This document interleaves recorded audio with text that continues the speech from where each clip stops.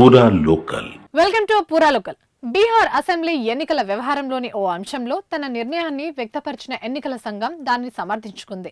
ఎన్నికల్లో ఓటు వేయడానికి బుర్ఖాలో పోలింగ్ కేంద్రాలకు వచ్చే మహిళల గుర్తింపును వెరిఫై చేయడం సరైందేనని తేల్చి చెప్పింది.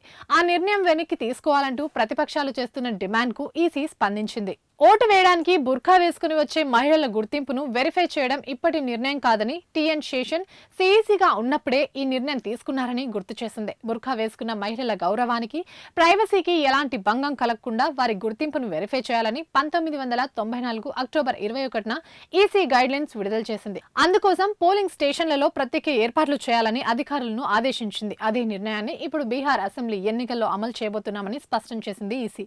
బుర్ఖా వేసుకున్న మహిళల గుర్తింపును వెరిఫై చేయడానికి పోలింగ్ కేంద్రాలలో ప్రత్యేకంగా ఏర్పాటు చేస్తాం. వారి ప్రైవసీకి ఎలాంటి భంగం కలగకుండా చూస్తామని ఈసీ వివరించింది. ఇవి ఇప్పటివరకు అప్డేట్స్. మరిన్ని అప్డేట్స్ కోసం చూస్తూనే ఉండండి పూరా లోకల్.